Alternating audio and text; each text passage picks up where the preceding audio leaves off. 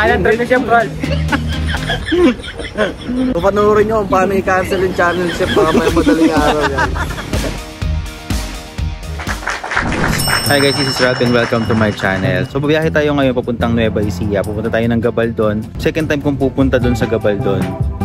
Yung first time namin, nadaanan lang namin siya kasi nagpunta kami ng Tinggalan. Kasama ko sila Tony, yung Team Chorizo. Ngayon kasama ko rin sila.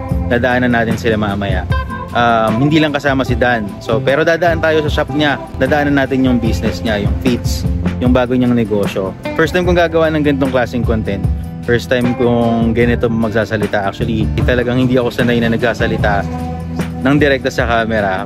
Nahihirapan ako sa biyahe kasi yung isip ko nandun sa biyahe at saka dito sa pagko-content. Pero subukan ko, try lang natin.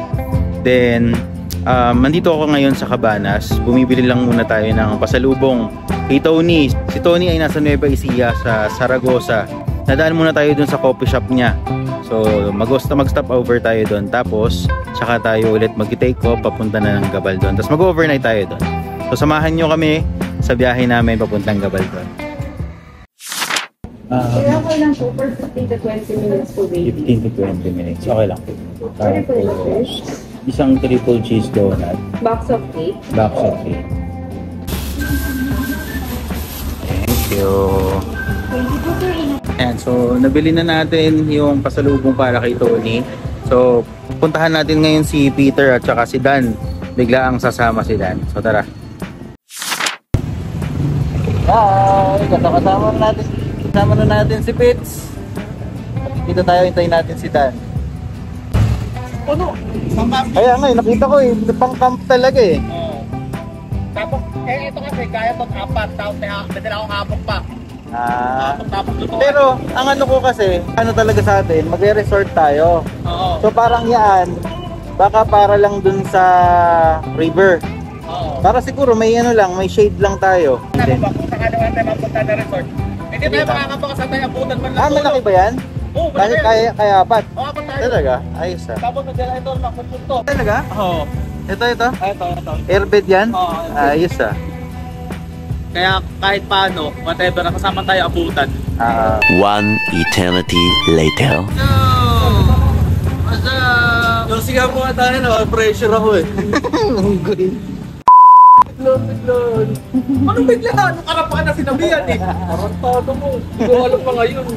1 hour later. Time check, 12:46. Nandito pa tayo sa Bulacan.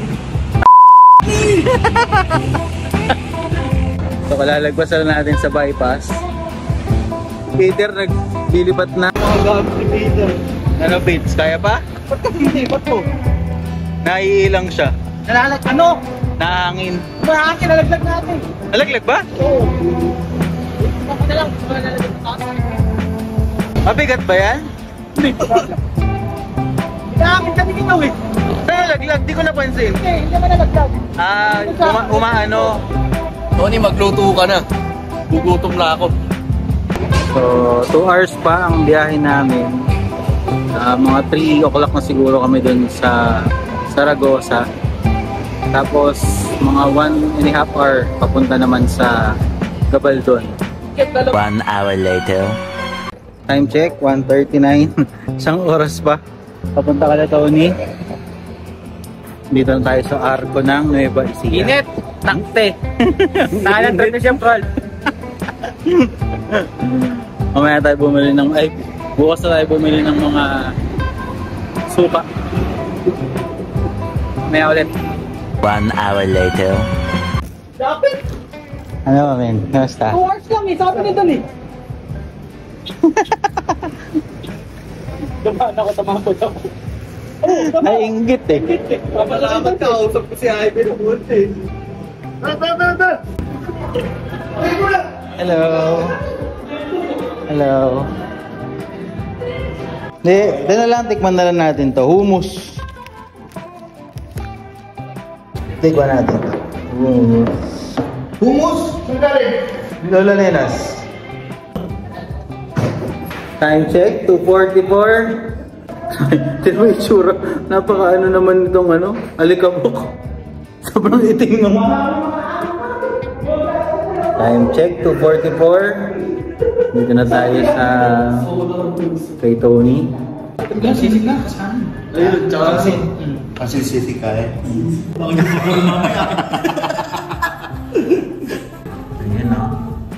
Sisig. Saka saan ito? Favorite yan. Pansin. Masarap na rin. Thank you, Tony. Thank you. Wala nang overnight yun eh. Saan tayo overnight? Mayroon doon. Doon?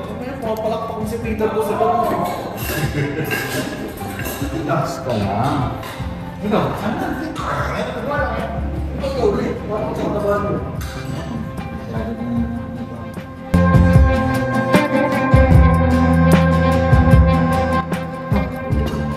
Ano ka ba? Iya ka pa.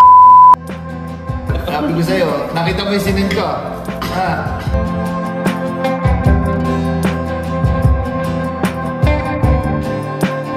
May sipon ako nakakay eh. Sinabi mo 15 minutes na lang, hindi pa lang. Tapos lang supang. Mas masarap pa yung crab stick. Masarap pa rin yung mama. Crab stick lang nakakaayot eh. Sarap to. Pero mas masarap ng crab stick. Few inches later. Time check, 4:25. Paalis pa lang kami. Paalis pa lang tayo, 4:25. Anong aabutan natin doon?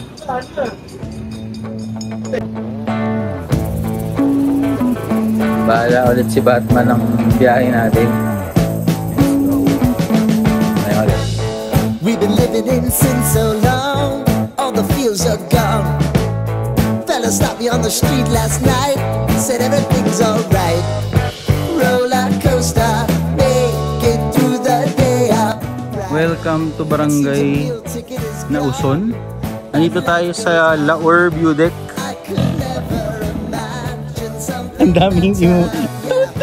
Gaganon ko yung picture. Puro blip, blip, blip, blip. Let's go. So, panoorin nyo kung paano i-cancel yung channel chef baka may madaling araw yan. Tulog na. Tulog na. Gabi na naman tayo dumating. Okay na yan. Tara na. Tara na. Ano, direct Tapos na lang ulit kasi wala naman ng view eh.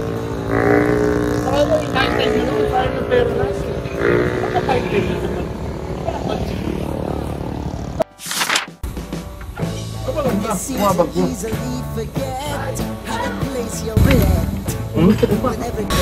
Boy, nahihiya. Ayaw mag-exercise. Ayaw mag-exercise. Exercise pa.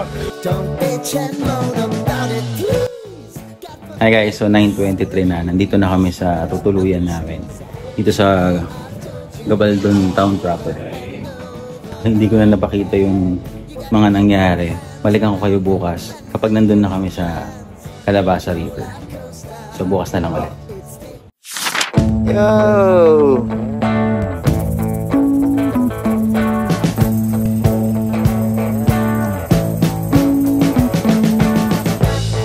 We've been living in sin so long, all the feels are gone.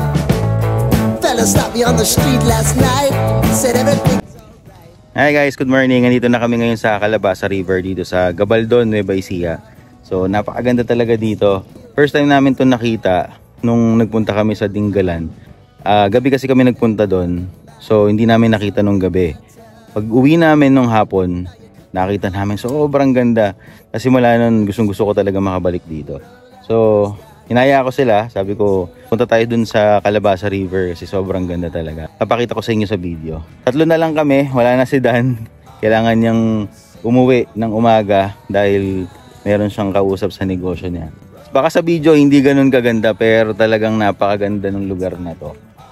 Para ka nasa ibang bansa. Nung unang beses ko ring makita to, talagang nakakamangha yung itsura, yung lugar, yung bundok, tapos nga yung river. Ang description ko nga nung una naming nakita to, sabi ko parang drawing. Alam mo yung parang bahay kubo na merong bundok, tapos may river. Ganun yung description kasi talagang maganda siya. Tapos meron ditong mga cottage, maraming mga cottage dito. Ang palatandaan para makapunta kayo dito, after nung arko sa Gabaldon, mga ilang kilometers, merong kalabasa na bato Pag nakita nyo na yung arko na yon, papasok kayo dun sa parang kakanan na kayo. Pag nakita nyo na yung arko, kakanan na kayo. Siguro mga 200 meters na off-road. Tapos pwedeng pumasok yung mga kotse, motor. Tapos pwede kayong mag-park halos malapit na rin dun sa pinaka-kubo ninyo.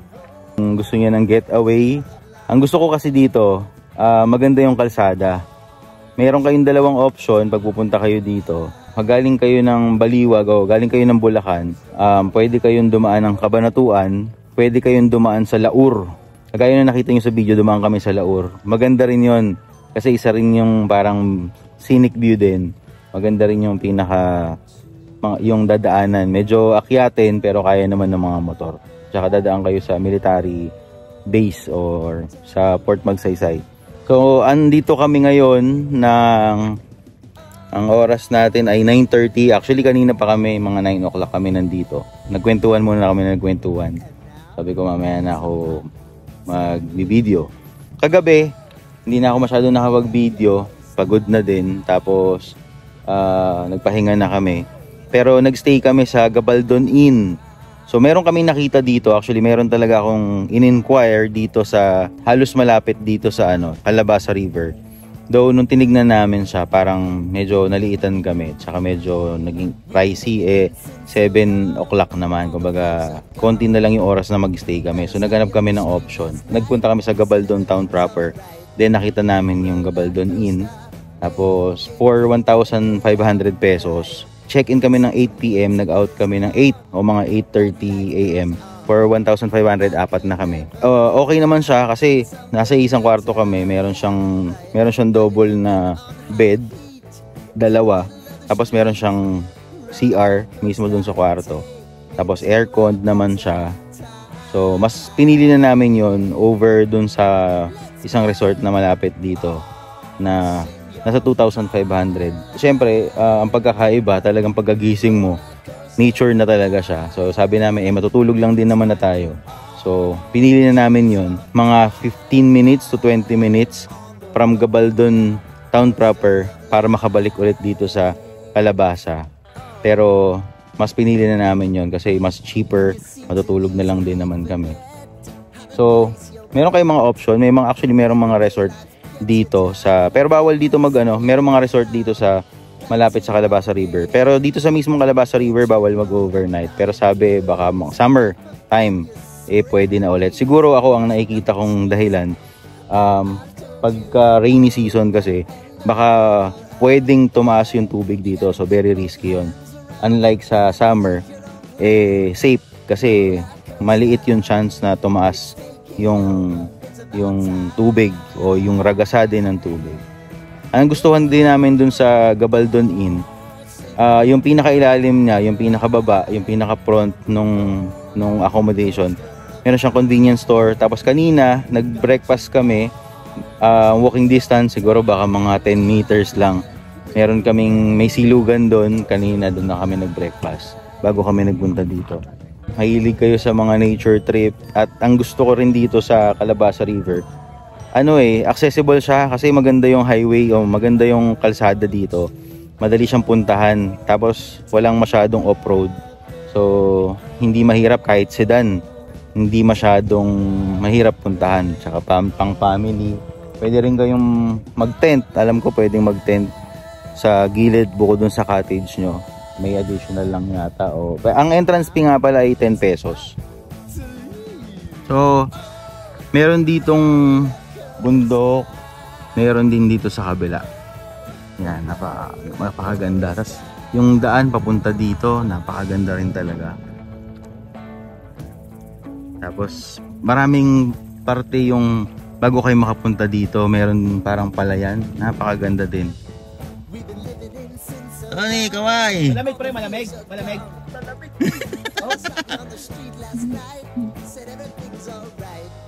Kaway! Ritz! Ritz! So kung nakikita niyo yung background, nandiyan na si Tony tsaka si Peter. Doon na sila sa kabila. Lalagyan lang tayo ng sunscreen kasi mainit. So para hindi masunog. Take to a better. Lakas. Lakas ng current.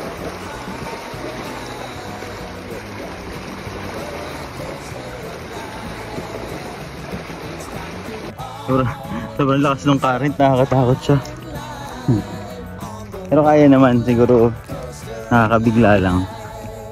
Tapos medyo mabato. Pero okay naman, taas ang lamig ng tubig. Yung dalawa, yun. Meron tayong dalang tubig. Maghahatian namin.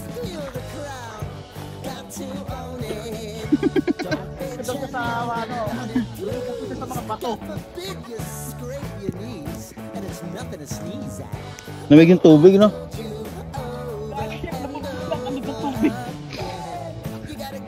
Lamig ng tubig. Hot stone. Alam mo naman yung view. Palibot, oh. Good choice talaga yung ano natin, no? Nakita natin ang Dinggalan. Ay, nandublog kasi may tae na pala. Pag sumayo pa naman yung dami. Ay, pala yung dalawa doon sa dulo. Maaamoy mo naman siguro. Lang naman yung hot stone mo eh.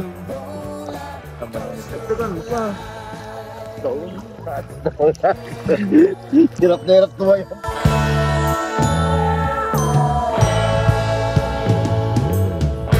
I want to go down the rabbit hole, down the rabbit hole of life.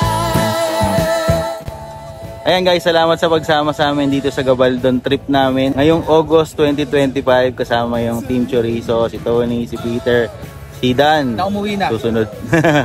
Thank you! See you sa next! Para ka may garapasa sa likod. Mga hayina pare. Mga hayina. Igitin mo ngayon si Dad. Hot stone. Hot stone. Hot stone.